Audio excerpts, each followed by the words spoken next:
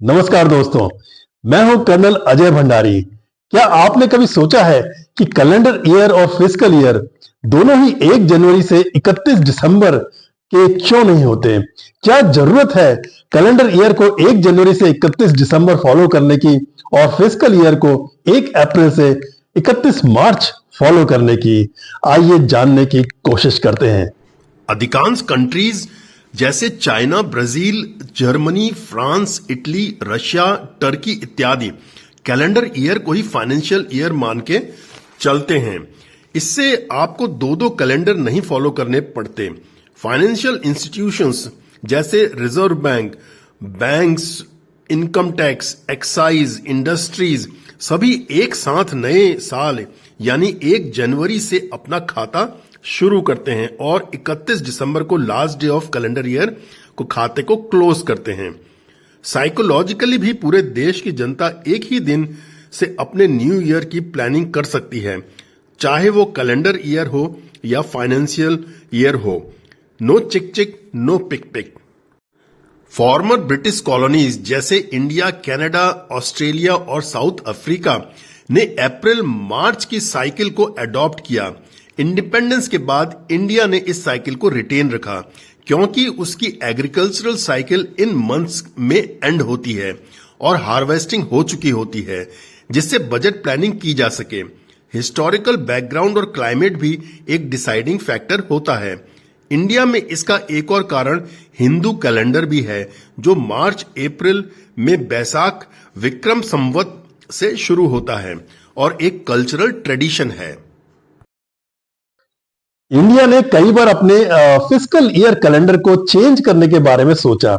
इसके लिए 1984 में एल के झा कमेटी बिठाई गई और 2016 में शंकर आचार्य कमेटी का गठन किया गया। दोनों ही कमेटीज ने अपने वर्डिक्ट में, अपने रिकमेंडेशन में फिस्कल ईयर की डेट्स 1 अप्रैल से 31 मार्च को ही बनाए रखने का सजेशन किया और उसको चेंज करने के लिए रिकमेंड नहीं किया। दोनों ही कमेटीज द्वारा फाइनेंशियल ईयर को 1 जनवरी से 31 दिसंबर करने के आइडिया को रिजेक्ट कर देने का कारण उन्होंने ये दिया कि इससे कोई इकोनॉमिक बेनिफिट नहीं होगा, बल्कि स्विच करते समय कंफ्यूजन होगा और चेंज ओवर में बहुत लागत आएगी।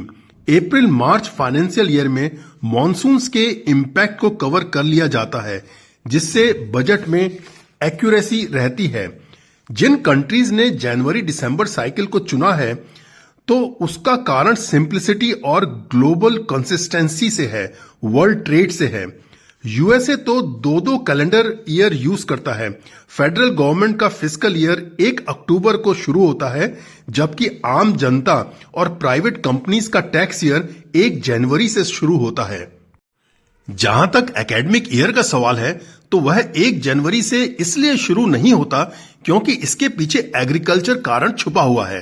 पहले जमाने में गांवों में हार्वेस्टिंग सीजन में, जो कि मार्च अप्रैल का पीरियड होता है, बच्चे खेतों में माँ बाप का हाथ बटाने के लिए चाहिए होते थे और अप्रैल नए एडमिशन के बाद गर्मी की छुट्टियां इस काम के लिए उपयुक्त होता था।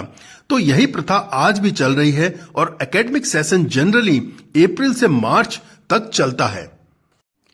क्या भारत को अपना फिस्कल ईयर को कैलेंडर ईयर यानी कि 1 जनवरी से 31 दिसंबर में कन्वर्ट कर लेना चाहिए? आइए एक एक करके इसके फायदों पर गौर करते हैं।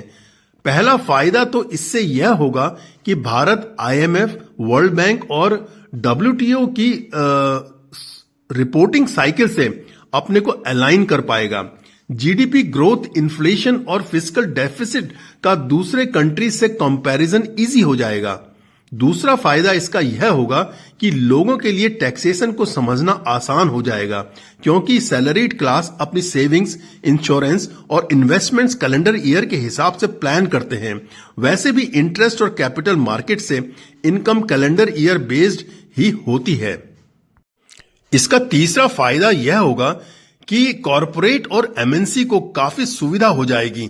कई इंडियन कंपनीज जो एक्सपोर्ट इंपोर्ट में डील करती हैं, कैलेंडर ईयर से भी अपने अकाउंट्स मेंटेन करती हैं, लेकिन इन्हें parallel accounting Indian fiscal year से भी करनी पड़ती है। तो कैलेंडर ईयर को 2 फिस्कल ईयर मान लेने से इनकी रिकॉन्सिलिएशन कॉस्ट कम हो जाएगी।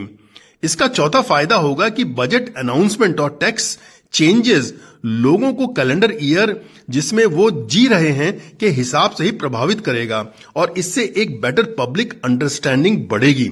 और सबसे बड़ा फायदा फॉरेन इन्वेस्टर्स के लिए इंडियन मार्केट एनालिसिस आसान हो जाएगा और गवर्नमेंट की फिस्कल पॉलिसी के साथ अलाइनमेंट भी अच्छा हो जाएगा। अब हम भारत के परिप्रेक्ष्य में कैलेंडर ईयर को फिस्कल ईयर बनाने के डिसएडवांटेजेस की बात करते हैं।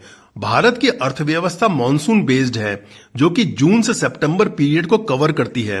Agricultural output, rural demand, inflation और रेवेन्यू कलेक्शन मॉनसून के ऊपर निर्भर करता है और इसका पूर्ण अनुमान नहीं लगाया जा सकता। इसलिए कैलेंडर ईयर को फिस्कल ईयर मानना गलत होगा। जनवरी के माह में सरकार खरीफ पैदावार का सही अनुमान नहीं लगा सकती है और इन्फ्लेशन और रूरल इनकम का अनुमान भी एक्यूरेट नहीं होगा। फिस्कल ईयर को कैलेंडर ईयर में चेंज करने से एक बहुत बड़ा एडमिनिस्ट्रेटिव डिस्ट्रप्शन देखने को मिल सकता है जिससे सही तरीके से इंप्लीमेंट करने में 2 से 3 साल भी लग सकते हैं क्योंकि सरकार को टैक्स लॉस चेंज करने पड़ेंगे, अकाउंटिंग सॉफ्टवेयर चेंज करना पड़ेगा और ऑडिट साइकिल चेंज करनी पड़ेगी। फसलों का minimum support price MSP announcement, procurement और सब्सिडीज को अप्रैल-मार्च के दौरान किया जाता है क्योंकि फसलें जनवरी-दिसंबर साइकिल में मार्केट में नहीं आती हैं।